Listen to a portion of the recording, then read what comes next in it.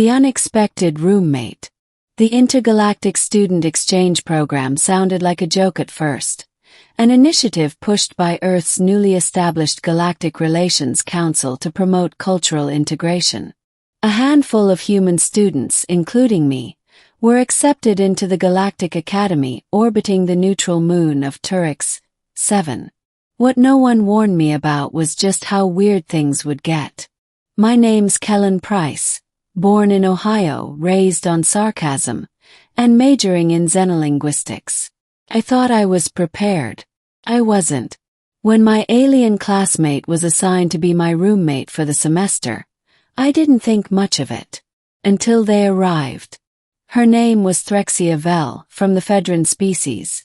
Bipedal, humanoid in shape, but taller, with iridescent skin that shimmered like moonlight through a prism. She had 4 eyes, 2 larger than the others, and a telepathic link she could use to listen, not speak. Her people were considered emotionally reserved and incredibly intelligent. From day one we didn't talk much. We shared a room, schedules, the occasional awkward nod. But then one day, everything changed. Part 2. The moment everything shifted. It had been a long day of ethics seminars, followed by a disaster of a group project. I'd returned to our dorm alone and collapsed into my chair, tugging off my academy coat and rubbing my temples. I didn't realize I'd left the door slightly ajar. That's when Threxia walked in. And froze. I looked up startled. Hey. She stood motionless, her 4 eyes wide with what I could only describe as stunned horror. Her gaze was locked, not on me but on the wall behind me. I followed her gaze and felt my blood chill.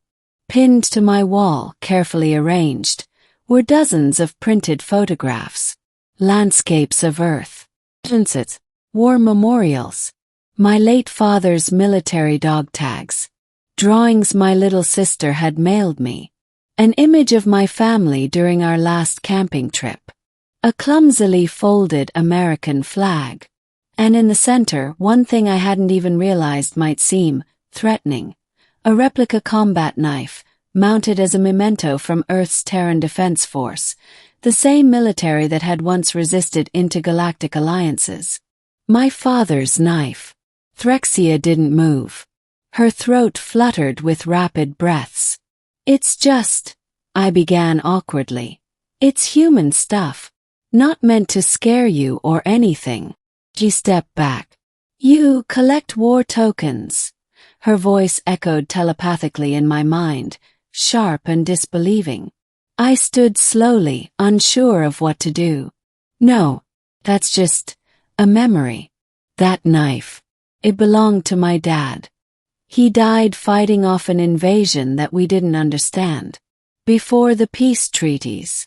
Silence. I could feel her trying to process it all. Her mental presence like a static charge in the room. You display your grief as a trophy? She asked, softer now. I shook my head. No, I display it to remember. To honor what he stood for. Even if the war he fought in was misguided. Threxia's gaze lingered on the photos. I thought humans were emotionally transparent. I was wrong. She turned to leave. I caught her hand, lightly, gently. She stiffened. Please, don't go like this. Her head tilted. Why? Because if I'm going to share space with someone, I want them to understand me. And I want to understand you. Threxia looked down at our joined hands. For a moment, I thought she'd pull away. But she didn't. Part 3. Cultural collisions. The days after that were awkward. Threxia barely spoke. I noticed she rearranged her bed to face away from the photos. The tension was palpable.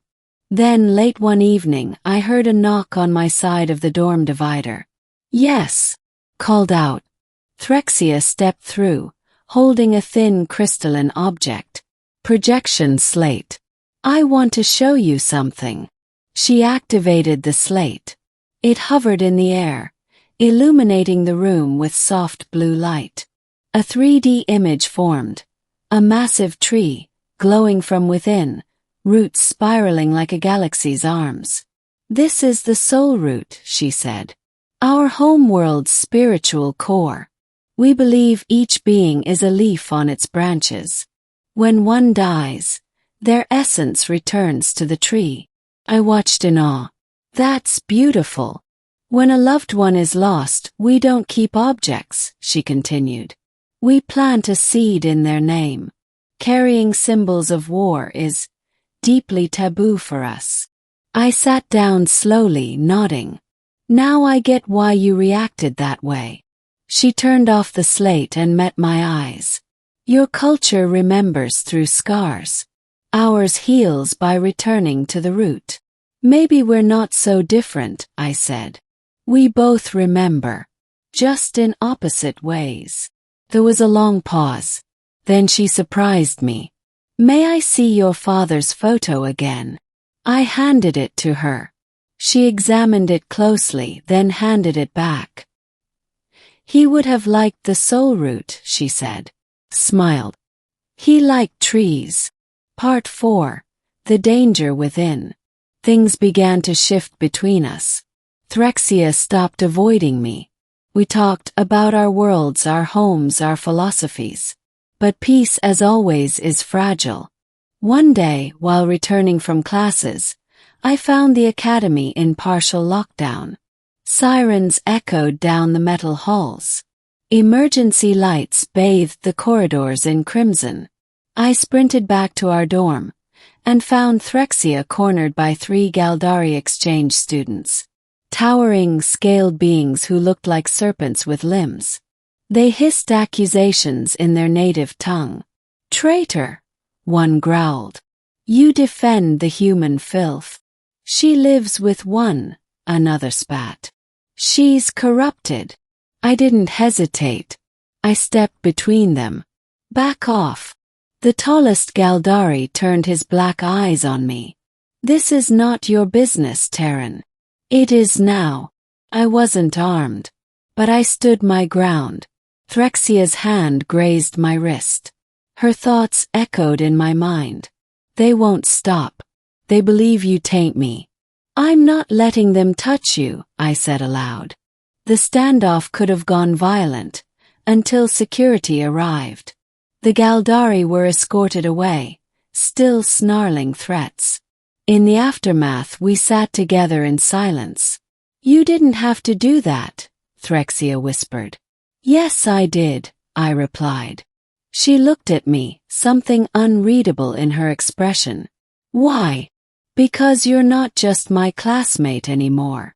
Part 5. Something unspoken. After the incident, our bond deepened. We shared more than stories. We shared silences, quiet understanding, late-night conversations under the artificial stars projected above the Academy's Arboretum dome. One night, Threxia asked, "Do humans always form attachments this quickly?" "Only with the ones who matter," I said.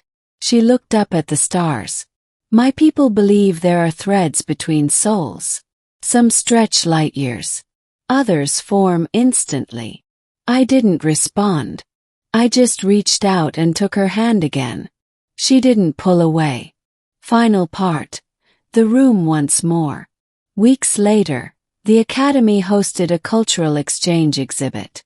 Students decorated dorms with elements of their homeworlds. Threxia and I volunteered to do ours together. On exhibit night, groups passed through our room, murmuring in awe.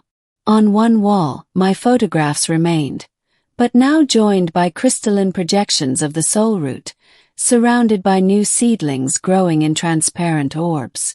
My father's knife. It was gone from the wall.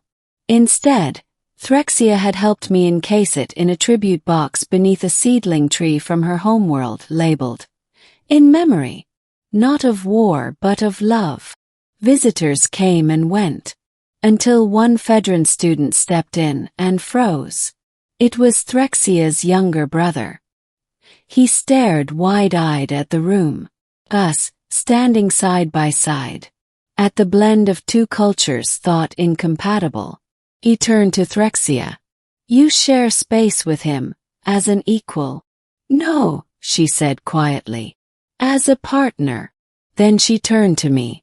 Kellen, will you come meet my family? My breath caught. Are you sure? She nodded. You showed me your world. It's time I show you mine. Epilogue. A new thread months later. I stood beneath the real soul root, its light casting shifting patterns over Threxia's iridescent skin. She reached for me. This is where we plant remembrance, she said. But today, we plant beginnings. We pressed our hands into the soil together. And the seed we planted wasn't just a tree. It was a future, a thread between stars. I returned to Earth a year later. The academy program ended, and with it, most assumed the bonds we'd formed would dissolve with distance. But they didn't. Threxia and I kept in touch through every interstellar channel available. Messages, holocalls, recorded thoughts. She sent me songs from her world. Haunting wordless melodies that somehow made me cry. I sent her the smell of rain from my backyard, captured in a scent file. Every communication deepened the invisible thread that now tethered us across the void. Then came the transmission that changed everything. Kellen, the soul root has chosen.